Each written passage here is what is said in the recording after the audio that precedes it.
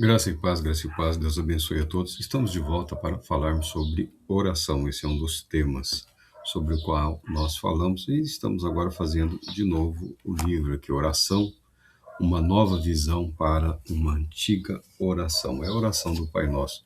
Vamos ao texto aqui da Bíblia King James, Mateus, Evangelho de Mateus, no capítulo 6.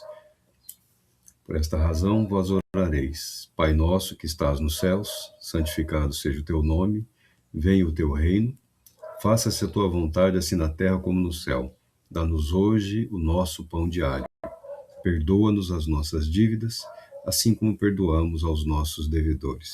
E não nos conduzas à tentação, mas livra-nos do maligno, porque teu é o reino, o poder e a glória para sempre. Amém.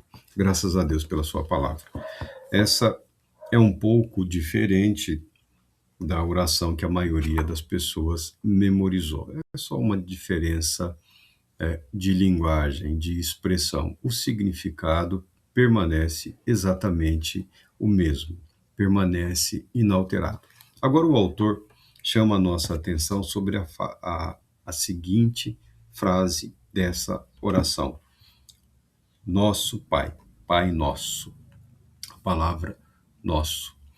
Na oração que foi ensinada por Cristo Jesus, não há nenhum espaço para o eu, para mim, para me ou para meu. O cristão deve dirigir-se a Deus com esse espírito de que Deus é nosso Pai.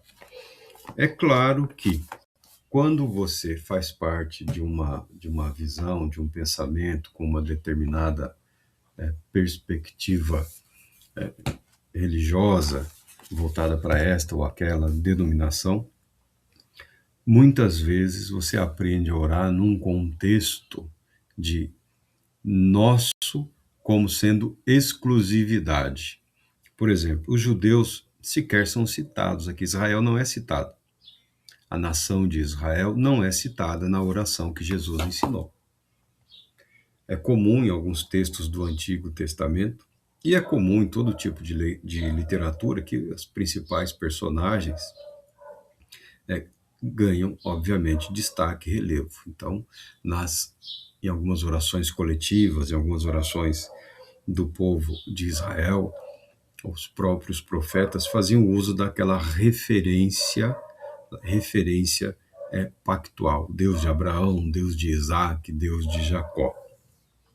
Mas isso não significa que Deus tenha estado limitado na sua atuação com vistas à redenção da humanidade. Não significa que Deus tenha estado em algum momento limitado àquelas únicas e exclusivas figuras.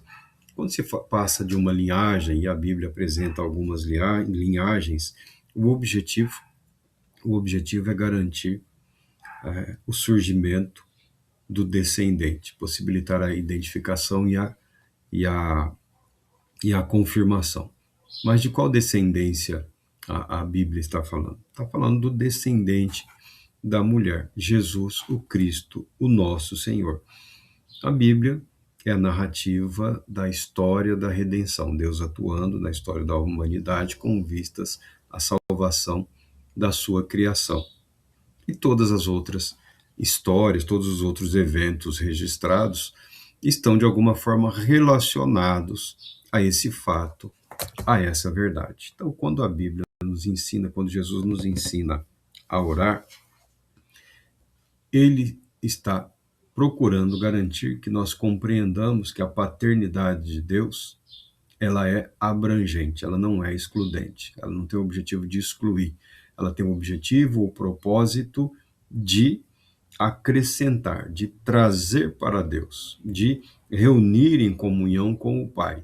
Nisso, a oração do Pai Nosso já começa a preparar a mente dos discípulos, a mente daquele primeiro grupo de homens e mulheres que seguiam a Cristo Jesus, começa a prepará-los para o fato de que a mensagem do Evangelho deve alcançar toda a humanidade, porque o plano, o propósito de Deus inclui a filiação de todos, tá bom? Os discípulos aprenderam com Jesus que a paternidade de Deus abrange todos os homens, ou abrange a humanidade como um todo. A paternidade de Deus expressa o seu imenso amor, a sua justiça, a sua santidade e o seu propósito de salvar todos aqueles que nele crê. O nosso de Jesus também pode ser encontrado no Antigo Testamento, tá? Jesus, ele não cria propriamente novas doutrinas ou novos ensinamentos. Ele resgata as verdades, ele resgata os princípios, os fundamentos da palavra de Deus, conforme são encontrados nos textos do chamado Antigo Testamento, ou Testamento judaico, na Bíblia hebraica, dê o nome que você quiser. As escrituras sagradas são utilizadas como Cristo Jesus como referência única para o resgate da verdade. Verdade, às vezes, que se não esquecida, fica adormecida dentro de grupos religiosos. Porque o pensamento de sectarismo, nessa visão de nós, somente nós temos o conhecimento disso, somente nós sabemos, somente nós vivemos, somente nós experimentamos, isso é algo comum, isso é algo comum a todo grupo humano.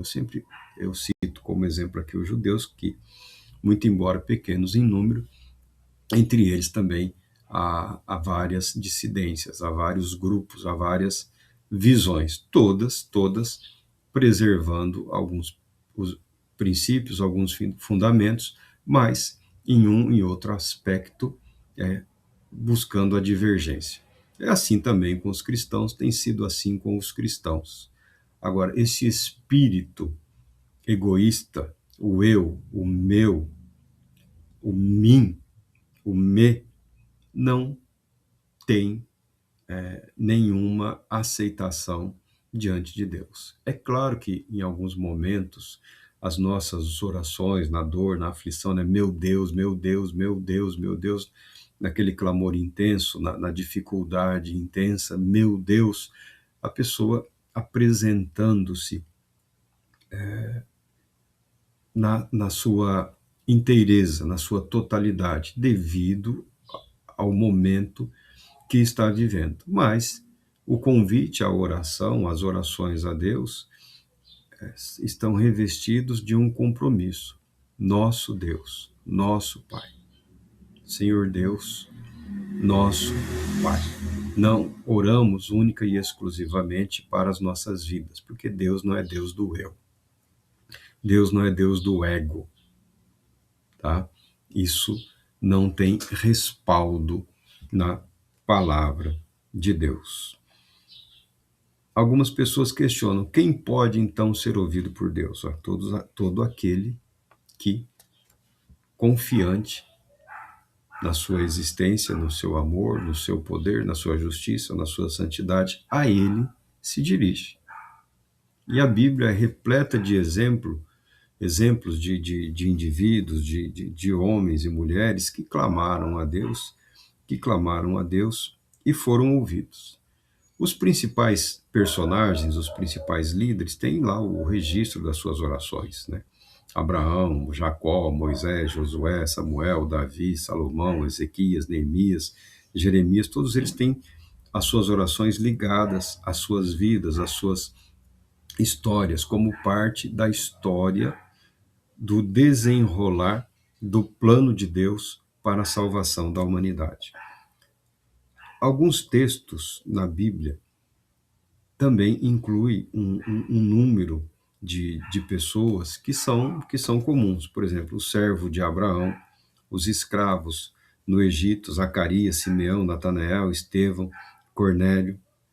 Alguns desses homens estavam em posição de autoridade, contudo, muitos outros eram pessoas simples, pessoas completamente comuns. Inclusive, a Bíblia registra orações de mulheres. A Bíblia registra a oração de mulheres. Ou seja, isso nos dá a entender que qualquer um que se dirigia a Deus em oração era por ele ouvido, era por ele atendido. É claro que isso ofende o pudor religioso de algumas pessoas. É claro que isso atenta contra o pensamento de seita, né, de exclusivismo, somente nós, as pessoas que acabam se deixando levar pelos métodos, pela doutrinação pouco saudável de algumas igrejas, de algumas instituições. O indivíduo se arrepende, se volta para Deus, faz as suas orações, é atendido por Deus, vai para esta, aquela ou aquela outra igreja e lá ele é corrigido. Não, não é assim que você ora. Você tem que orar assim. E a pessoa passa a adotar um método mecanizado, seguindo a maioria lá, criando-se, às vezes, ao invés de uma facilitação e de uma comunhão, um obstáculo à vida de intimidade daquela pessoa com o Todo-Poderoso Deus. Falei que em algumas ocasiões nós nos dirigimos a Deus em oração, né, com eu. Isso é chamado por muitos estudiosos da Bíblia, e esse viés aí psicologizado, a síndrome de Elias, né? Eu fiquei só, somente eu perseverei, somente eu tenho permanecido fiel. E Deus chama a atenção do profeta, que provavelmente deve ter ficado assim bastante constrangido de que mesmo naquele período, naquele tempo terrível, na nação de Israel, no Reino do Norte, Elias não havia ficado só na sua fidelidade. Deus havia preservado, conservado, a palavra de Deus declara. Eu também conservei em Israel 7.000. 7.000, todos os joelhos que não se dobraram a Baal e toda a boca que não o beijou. 7.000. É, dá essa ideia desse número aí, é um número de algo completo. Ou seja, para quem estava pensando ou se apresentando em oração, dizendo somente eu fiquei só, ele é surpreendido com a verdade de que ele é mais um que foi por Deus preservado, que foi por Deus guardado em sua fidelidade. A oração nos conduz a essa visão, a essa perspectiva, a essa compreensão da realidade. Eu sei que alguns aprenderam que a oração é uma ação humana que alcança os céus e garante o favor de Deus ou algo desse tipo.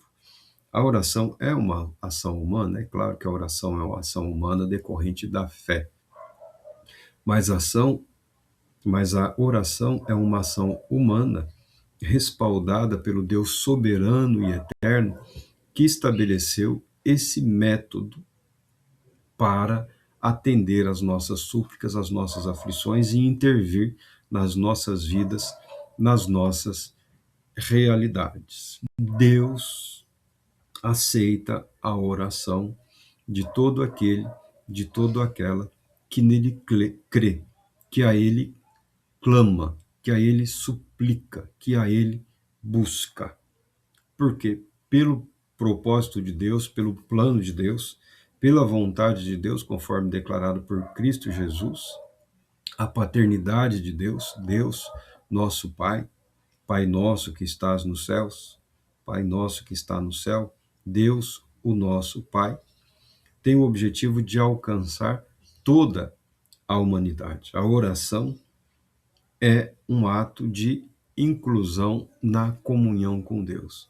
Ah, mas todo mundo será salvo. Nós não estamos falando exatamente sobre isso. Nós estamos falando que a palavra de Deus registra que Deus prestou atenção na oração de inúmeras pessoas, pessoas que inclusive foram conduzidas por Deus, conduzidas para esse ato belíssimo e cujas orações permaneceram registradas na Bíblia. Você tem aí, por exemplo, o Moabita ganancioso, falso profeta, o tal do Balaão, que teve as suas orações registradas na palavra de Deus. Isso não tem nada a ver com o caráter, com os atos dele, mas naquele momento em que ele se voltou para Deus, Deus se permitiu ser encontrado por aquele homem, tá? por aquele indivíduo. A rainha de Sabá, muito embora nenhum vínculo tivesse com a linhagem judaica aqui, ou israelita, ela tem, quando visitou Salomão, ela tem na Bíblia registradas as suas orações, porque ela louva o nome de Deus, ela engrandece o Deus Todo-Poderoso. O importante nesse texto aqui de nosso Pai, Pai Nosso, pelo que o autor coloca aqui, Deus é o Senhor da oração e Deus está pronto para ao ouvir a oração, o sincero clamor de todos nós. Os textos do Novo Testamento estão repletos de pessoas que buscaram a Deus em oração e foram atendidas. O texto apresenta judeus e não judeus buscando a Jesus, apresentando o seu clamor, apresentando a sua petição e sendo igualmente por ele atendidas. Aliás, muitas das repreensões de Jesus foram voltadas não para os gentios, mas para aqueles que pertenciam, naquela época, à chamada família da fé, a pessoas que faziam parte de Israel, aos judeus, tá? Muitas repreensões foram voltadas para o chamado povo de Deus naqueles dias. Então, Deus é o Senhor das orações. O método, o modelo, não são tão importantes. O importante é que você tenha consciência que Deus está pronto para ouvir o seu clamor. Deus Todo-Poderoso.